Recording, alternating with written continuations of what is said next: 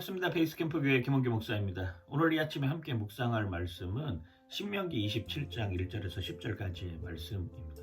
이스라엘 백성들은 자신의 삶을 하나님 앞에 드리기 위해서 매일 반복적으로 하는 행동들이 있습니다. 그 말씀이 무엇이냐면 바로 말씀 앞에 서는 것이죠. 신명기 6장 4절에서 5절에 나오는 것처럼 이스라엘아 들으라, 우리 하나님 여호와는 오직 유일하신 참 하나님이시니 너는 마음을 다하고 뜻을 다하고 힘을 다하여 주 너의 하나님을 사랑하라 라고 했던 그 말씀을 가는 곳곳에다가 붙여놓고, 내가 잘 보이는 곳에다가 붙여놓고, 그걸 내가 듣는 것뿐만 아니라 자녀들에게도 부지런히 알려주는 삶을 사는 것입니다. 매일 운동하는 사람이 있어요.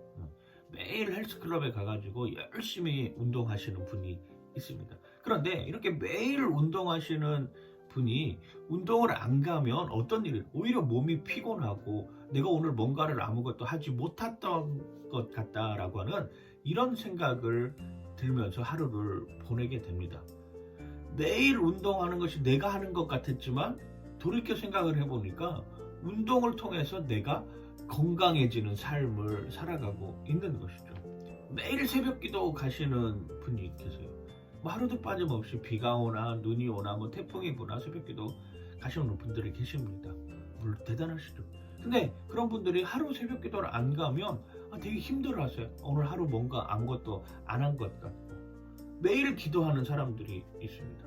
매일 기도하시는 분들은 처음에는 내가 기도한다라고 생각했지만 시간이 지나서 보니까 그 기도가 나를 살렸다라고 생각을 하게 되는 것이죠.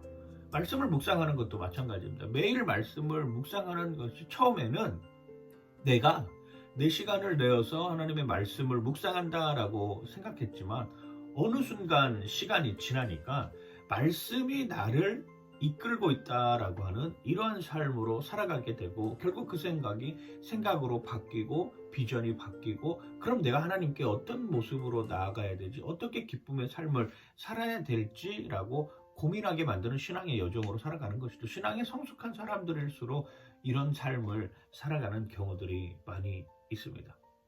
오늘 이스라엘 백성들은 신명기에서 이야기하기를 요단을 건너는 순간 가장 먼저 우리가 해야 될 일이 뭐냐?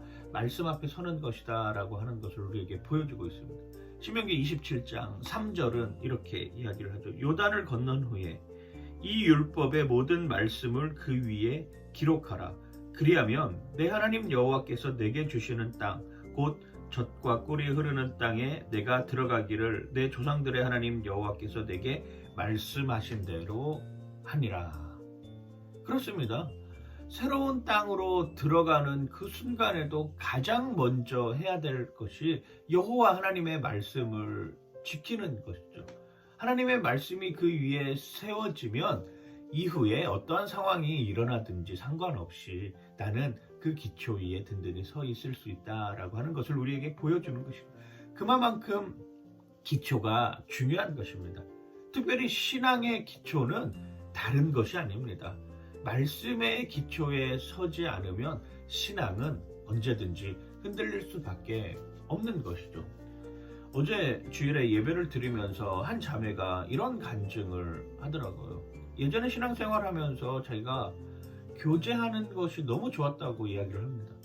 가는 곳마다 제가 사람들을 사귀고 만나고 이야기하는 것 좋고 잘 먹고 잘 놀고 하는 이런 삶들을 살아왔는데, 그런데 시간이 지나고 나서 생각을 해보니까 교제만 있었던 순간에는 내가 신앙생활 하는데 있어서 남는 것이 하나도 없었다라는 이런 이야기를 하시더라고요. 교제하면서 이런저런 이야기도 하고 좋은 곳에 가서 보기도 하고 좋은 것을 먹고 이런 삶을 살았는데, 돌이켜서 생각을 해보니까 내가 과연 신앙생활을 하고 있는 게 맞나? 라고 하는 이런 생각이 들었답니다. 그러면 자기가 본인이 깨달은 것이 말씀 앞에 서지 않는 교제는 그냥 동아리 활동에 불과한 것이구나. 말씀 앞에 서지 않는 어떤 사랑, 말씀 앞에 서지 않는 교제 나눔은 그냥 똑같은 공허함뿐이구나 라고 하는 것을 깨닫고 말씀으로 다시 돌아오기 시작했다고 하는 이런 이야기를 들었습니다. 그렇습니다. 말씀에 기초하지 않고 이루어지는 신앙생활은 결국 무너지게 되는 것이죠. 환경이 바뀌면 그 환경에 따라서 내 신앙도 변하게 되는 삶을 사는 것입니다. 오늘 신명기 27장은 에발산에서 이 말씀이 선포되어집니다. 27장 4절은 이렇게 표현을 합니다. 너희가 요단을 건너거든 내가 오늘 너희에게 명령하는 이 돌들을 에발산에 세우고 그 위에 석회를 바를 것이며 이렇게 표현합니다. 여러분, 에발산이 어떤 산입니까? 축복의 산인가요? 저주의 산인가요? 에발산 들어본 것 같은데. 그리심산 그래 들어본 것 같은데. 그리심산이 축복의 산이면 에발산은 저주의 산입니다. 상황이 정말 저주를 퍼부을 수밖에 없는 그 저주의 산임에도 불구하고 거기에다가 말씀을 세우면 상황과 환경에 따라서 달라지지 않는다라고 하는 것이죠. 지금 우리 코로나 바이러스 사태로 인하여서 너무나도 힘든 여정 보내고 있습니다. 그런데 환경 탓하기 시작하면 이 환경 때문에 예배가 죽었어. 이 환경 때문에 전도가 안 돼. 이 환경 때문에 하나님을 드러내는 것이 쉽지 않아 라고 생각하기 시작하면 모든 것이 다 포기할 수밖에 없는 것이죠.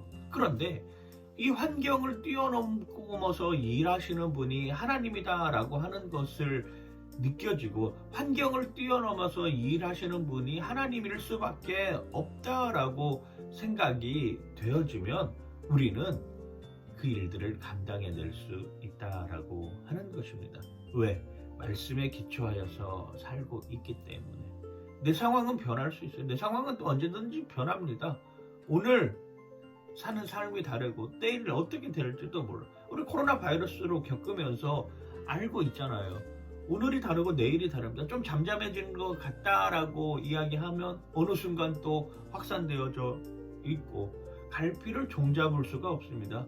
그 갈피를 종잡는 것에 우리의 기준을 두어서는 안 되죠. 우리의 기준은 변하지 않는 하나님의 말씀의 기준을 둘 때 우리가 힘을 얻고 살아갈 수 있는 여건이라고 하는 것입니다. 그 말씀에 기초하여서 행해지는 것이 무엇입니까? 바로 번제와 화목제 드리는 것입니다. 6절 7절입니다. 너는 다듬지 않는 돌로 내 하나님 여호와의 제단을 쌓고 그 위에 내 하나님 여호와께 번제를 드릴 것이며 또 화목제를 드리고 거기에서 먹으며 내 하나님 여호와 앞에 즐거워하라. 번제는 어떤 죄입니까? 내 죄사함입니다. 내 모든 죄를 하나님 앞에 태워드리는 이게 바로 번제죠. 화목제는 무엇입니까? 그 태워드린 것에 대한 감사로 많은 사람들과 나누는 교제의 장이죠. 보세요. 구조가 이렇게 되어 있습니다.